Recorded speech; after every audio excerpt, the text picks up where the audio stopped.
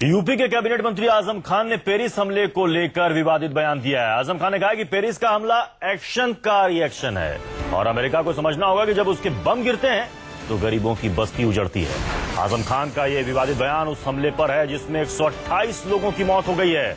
इस पर आजम खान ने कहा है कि हर एक्शन का रिएक्शन होता है और अमेरिका जैसे देशों को यह बात समझनी होगी। यानी कहीं ना कहीं आजम खान कह रहे हैं कि जो आईएस के आतंकी हमले हो रहे हैं या जो दहशत वो फैला रहे हैं वो जायज है। हमला कहीं भी हुआ हो, बेगुनाह कहीं भी मारा गया हो, वो निंदनीय है। अगर ये कहीं का रद्द अमल है, रिएक्शन है, तो सुपर पावर्स को इस बारे में सोचना चाहिए कि ये कहाँ का रिएक्शन है। उस रिएक्शन में जो एक्शन हुआ था वो होना चाहिए था या नहीं होना चाहिए था, ये सुपर पावर्स के सोचने की बात है। अगर वो लोग नहीं सोचेंगे तो हालात बनने के बजाय और बिगड़ने का अंदेशा है। बज़ाहिर तो ये लगता है दुनिया वर्ल्ड वार की तरफ जा रही है, तीसरी जंग अजीम के हालात बन रहे हैं। हमारे साथ इस वक्त अखिलेश प्रताप सिंह, कांग्रेस के वरिष्ठ नेता, इस वक्त जुड़ चुके हैं। अखिलेश प्रताप सिंह जी, जब पूरी दुनिया एक तरफ पेरिस हमले की कड़ी निंदा कर रही है, आजम खान का यह कहना कि हर एक्शन का रिएक्शन होता है और अमेरिका जैसे देशों को यह बात समझनी चाहिए, आखिर कहना क्या चाहते हैं वो? अब क्या वो कहना चाहते हैं ये तो वही बता सकते हैं, लेकिन किसी भी प्रकार से आतंकवादी घटना का दुनिया में कहीं भी हो, वो मानवता से प्रहार होता है, उसका जस्टिफिकेशन कुछ भी नहीं हो सकता है।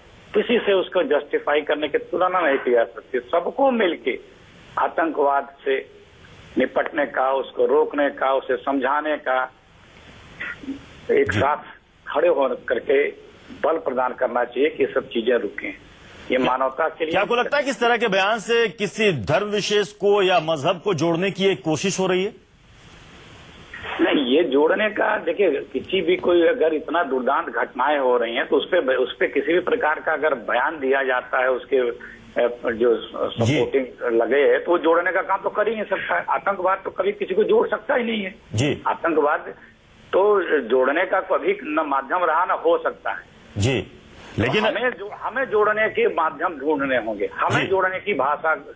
लेकिन जब आजम खान ये कहते हैं कि हर एक्शन का रिएक्शन होता है और अमेरिका जैसे देशों को ये बात समझनी चाहिए कि बम गिरते हैं तो कई गरीबों की बस्तियां भी उजड़ती हैं, तो क्या ये कहना चाहते हैं कि आईएस जो कर रहा है वो ठीक है और उस एक्शन का, ये जो अमेरिका एक्शन ले रहा है या पश्चिमी देश एक्शन ले रहे हैं, उसका रिएक्शन है ये? नहीं, देखिए, आतंकवाद क्यों कहा जाता है? क्योंकि वो बेगुनाह लोगों को इस तरह से कत्लेआम करते हैं कि जिसका कोई दोष या लेना देना नहीं है जी। तो हम सिर्फ ये कह रहे हैं कि किसी भी आतंकवादी घटना का वो इंसानियत, मानवता पे प्रहार है, खतरा है, उस पे दुर्दांत हमला है, उसको किसी भी प्रकार से घुमा फिरा के या सीधे सीधे उसको जस्टिफाई करने का प्रयास नहीं किया जाना चाहिए।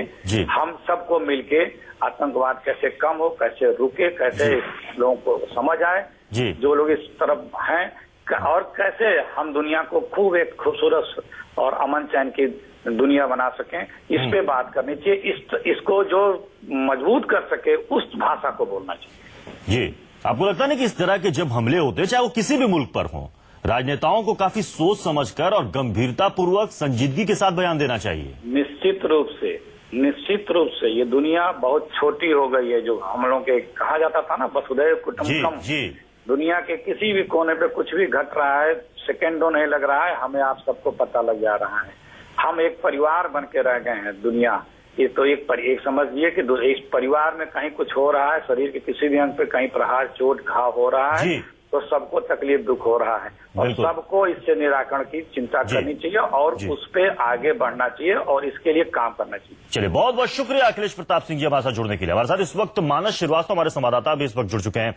मानस श्रीवास्तव, क्या इस आजम खान के बयान के बाद समाजवादी पार्टी की तरफ से, मुलायम सिंह यादव की तरफ से कुछ कहा गया है कि आखिर आजम खान ने ऐसा क्यों कहा? देखिए, आमतौर पर समाजवादी पार्टी में कभी भी आजम खान के बयान पर कोई प्रतिक्रिया नहीं दी जाती, क्योंकि आजम खान की तरफ जो बयान आते हैं वो खुद कहीं ना कहीं पार्टी की साख पर सवाल खड़े करते हैं, पार्टी को कटघरे में खड़ा करते हैं। लेकिन यहाँ पर एक अहम बात आपको बताना चाहिए कि अभी कुछ दिन पहले ही ISIS लेकर के लखनऊ से फतवा जारी हुआ था, उसके खिलाफ जारी हुआ था।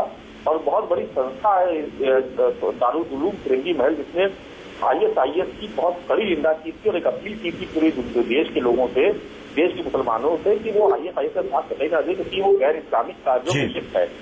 ऐसे वक्त में हमला हो रहा है और ISIS किस तौर पर ले रहा है, उसके बयान देना निश्चित तौर पर आजम खान को कतई शोभा भी देता है। आजम खान के विवादित बयान देकर के चलिए मानस देखना है कि अब इस बयान के बाद क्या आजम खान की तरफ से कोई सफाई इस पर